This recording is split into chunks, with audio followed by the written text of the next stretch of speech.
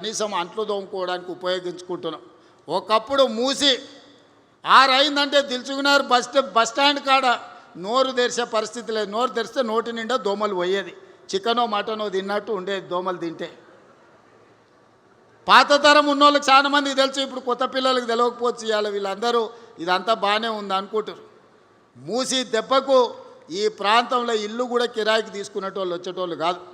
ఎందుకంటే నేను దిల్చుకున్నారులోనే ఉండిపోయినా, నాకు తెలుసు మూసి పక్కలే ఉంటే ఎంత కష్టం ఉంటుందో. ఆ దోమల దెబ్బకు చీకటి పడుతుందంటే రాత్రంతా మేల్కతో ఉండేటోళ్ళు దోమలు కొట్టుకుంటే నిద్రపోయేటోళ్ళు కాదు. సంటి పిల్లలు ఉంటే ఇక వాళ్ళ బాధ చెప్పనాతీతం. అందుకే ఇవాళ మూసి ప్రక్షాళన చేయాలని, రోడ్లను విస్తరించుకోవాలని, చెరువుల నాలాలను కుంటల్ని కబ్జాలను తొలగించాలని, ఒక మంచి వాతావరణం కాలుష్యరహితమైన నగరాన్ని ఈరోజు మన ప్రజలకు ఇవ్వాలని ప్రభుత్వం ప్రయత్నం చేస్తుంది. ఇవాళ మనకు నగరం విస్తరిస్తుంది, అవసరాలు పెరిగిపోయినాయి. అందుకే ఈ ప్రాంతంలో 30,000 ఎకరాలలో భారత్ ఫ్యూచర్ సిటీ కట్టుకుందామంటే మీకు భారత్ ఫ్యూచర్ సిటీ వద్దు, మీకు మొత్తం కాలుష్యం ఉండే కెమికల్ ఫ్యాక్టరీలు కట్టుండి సిరీస్ లాంటి ఫ్యాక్టరీలేనంట ఒక 1000 ఫ్యాక్టరీలు తెచ్చాడు కడతాడంట. ఒక ఆయన తాటి సెట్ చెప్తున్నాడు. అక్కడ ఫార్మా కంపెనీలే ఉండాలి, మేము వచ్చినాక ఫ్యూచర్ సిటీ రద్దు చేస్తున్నామని. మీ ఫ్యూచర్ని ఎప్పుడో ప్రజలు రద్దు చేసిర్రా నాయన. ఒక ఆయన ఫామ్ హౌస్ పోయిన, ఇంకొక ఆయన సెట్లంబడి తిరుగుతున్నాడు. ఫ్యూచర్ లేనివాడల్లా ఫ్యూచర్ సిటీ రద్దు చేస్తా అంటున్నాడు. నువ్వు మళ్ళీ వచ్చేసారి సిద్దిపేట గెలితే కదా ఇవన్నీ మాటలు ముచ్చట్లు. నేను ఈ ప్రాంతాన్ని, నా ఊరు ఇక్కడి నుంచే పోయేది, ఈ బాధలు నాకు తెలుసు. నేను ఇక్కడనే చదువుకున్నప్పుడు ఇక్కడనే ఉన్నా. నేను ఇక్కడ ఎవరు ఉంటారు, ఎవరికి ఏం కావాలి.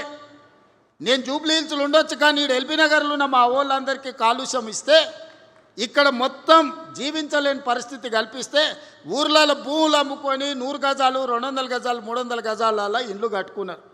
వాళ్ళందరూ ఏం కావాలి? దీన్ని మళ్ళీ కాలుష్యం చేసుకుందామా? ఫార్మా కంపెనీలు మళ్ళీ సిరీస్ లాంటి ఫార్మా కంపెనీలు ఇక్కడ తెచ్చుకుందామా? ఒక్క సిరీస్ కంపెనీ ఉంటేనే మన బతుకులు ఆగమైనాయి. ఆ ఎల్ల దాన్ని వదిలించుకోవడానికే దేవుడు దిగి వచ్చినంత పని అయింది. ఇవాళ అట్లాంటి పరిశ్రమల్ని 100ల కొద్ది తెచ్చి ఇవాళ భారత్ ఫ్యూచర్ సిటీలో మేము పెడతామని దిక్కుమాలినోడు చెప్తుండు. ఎందుకంటే ఆడెక్కడో అక్కడ ఉంటాడు, అక్కడ ఉన్నాయన్నీ తెచ్చి ఇక్కడ పెట్టిస్తాడంట. ఈ ట్యాంకర్లు వస్తే పొరక తీసుకొని కొట్టుర్రు అక్క, సలాకి కాల్చి వాత పెట్టుర్రి. ఓ పూట తిన్నా తినకపోయినా గాలి నీరు కలుషితమైతే మన జీవితాలు ఆగమైపోతాయి. దావకాన్లకు లక్షల కోట్లు కూడా సరిపోవు. దావకానకు అట్లా పోయి ఇట్లా వస్తే 2 లక్షలు బిల్లు అవుతుంది. ఏమమ్మి కట్టాలి, ఎక్కడ తెచ్చి కట్టాలి? అందుకే నేను ఆలోచన చేసి 30,000 ఎకరాల భారత్ ఫ్యూచర్ సిటీలో 15,000 ఎకరాలను పార్కు కింద డెవలప్ చేయడానికి, ఫారెస్ట్ ల్యాండ్ కింద డెవలప్ చేయడానికి 60% పచ్చదనం, వనమే మనం మనమే వనమని ఇవాళ ఒక గొప్ప నగరాన్ని నేను తయారు చేయడానికి ప్రయత్నం చేస్తుంటే ఎన్జిటీలో పోయి కేసులు వేస్తారు, హైకోర్టులో పోయి కేసులు వేస్తారు, సుప్రీంకోర్టులో పోయి కేసులు వేస్తారు. ఎక్కడికక్కడ సమావేశాలు పెట్టి ఊకదంపుడు ఉపన్యాసాలు ఇస్తుండు.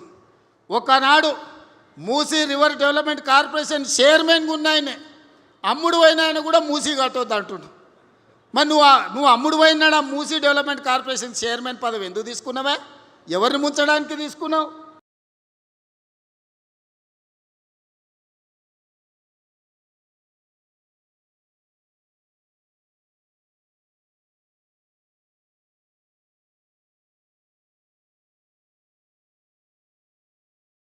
ఎవరిని నిలగబెట్టడానికి తీసుకున్నావు? ఎల్బీ నగర్ ప్రజలు మర్చిపోయినారు అనుకుంటున్నా.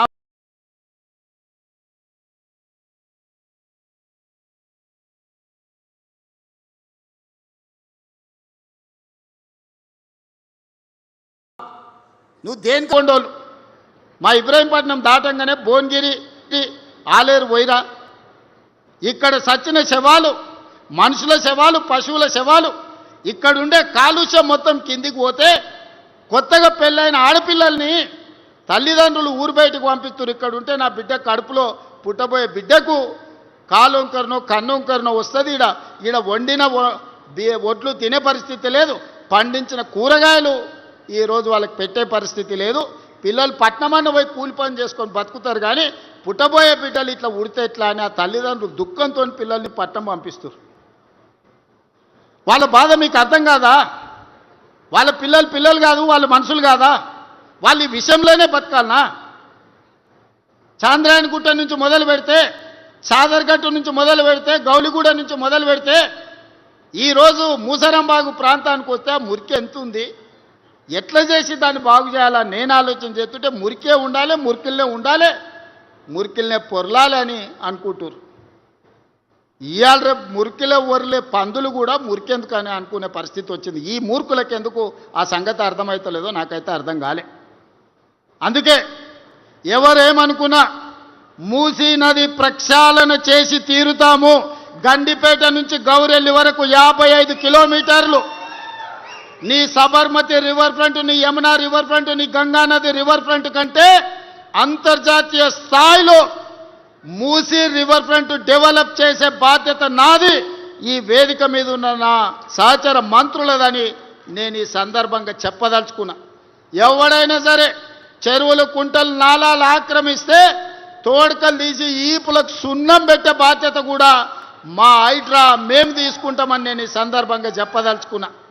ఇవాళ ఈ పార్కును కూడా ఇక్కడుండే వాకింగ్ అసోసియేషన్లకు, ఇక్కడుండే కాలనీ పెద్దలకు, ఇక్కడుండే గుడి కమిటీ చైర్మన్లకు నా సూచన ఒక్కటే, మంచి అసోసియేషన్ ఏర్పాటు చేసుకొని అంతర్జాతీయ స్థాయిలో ఎట్లా అభివృద్ధి చేసుకోవాలనో ప్రణాళికలు సిద్ధం చేసుకోండి. ఎన్ని నిధులు కావాలన్నా నేను ఇస్తా. జూబ్లీహిల్స్ చోడు గొప్పగా కేబీఆర్ పార్క్ పక్కన ఉంటున్నాను ఎట్లా చెప్పుకుంటుండో, ఇవాళ ఈ బిఎన్ రెడ్డి ఎల్బీ నగర్ ప్రాంతంలో ఉన్నోళ్ళు కూడా మాకు కూడా 424 ఎకరాలల్లా అద్భుతమైన పార్క్ ఉంది, మా సోదరుడు రేవంత్ మాకు చేసి ఇచ్చిండని మీరు చెప్పుకునేటట్టు అభివృద్ధి చేసే బాధ్యత నాది. ఎవరు ఏడ్చినా, ఎవరు అడ్డంబడి దొల్లినా, ఎక్కువ తక్కువ ఎండ్రిందాగి సచ్చినా భారత్ ఫ్యూచర్ సిటీ కడతా, అంతర్జాతీయ కంపెనీలను తెస్తా, ప్రపంచ దేశాల పెట్టుబడులు ఇక్కడికి తేవడమే కాదు, ప్రపంచంలో ఉండే పర్యాటకులు భారత్ ఫ్యూచర్ సిటీని చూసి నేర్చుకోవాలి. ఈనాడు మనం సింగపూర్, టోక్యో, హాంకాంగ్ చూసి, న్యూయార్క్ను చూసి గొప్ప నగరం అని ఎట్లా అనుకుంటున్నామో, భవిష్యత్ తరాలు భారత్ ఫ్యూచర్ సిటీని కూడా చూసి అంత గొప్పగా చర్చించుకునేటట్టు ఆ నగరాన్ని తీర్చిదిద్దే బాధ్యత మీ సోదరుడిగా నేను తీసుకుంటా. ఈ ప్రాంత రుణం తీర్చుకునే అవకాశం వచ్చింది. ఇక్కడ ఏమేమి కావాలనో ప్రణాళికలు సిద్ధం చేసుకోండి. అనుమతులు ఇచ్చుడే కాదు, నిధులు ఇచ్చే బాధ్యత నాది. ఆనాడు ఎంపీగా ఆశించిన అభివృద్ధి నేను చేయలేకపోయినా, ఈనాడు తెలంగాణ రాష్ట్ర ముఖ్యమంత్రిగా ఉన్నా. అందుకే ఏది కావాలన్నా చేసే మీ సోదరుడు ఈరోజు అతిపెద్ద కుర్చీలో ఉన్నాడు.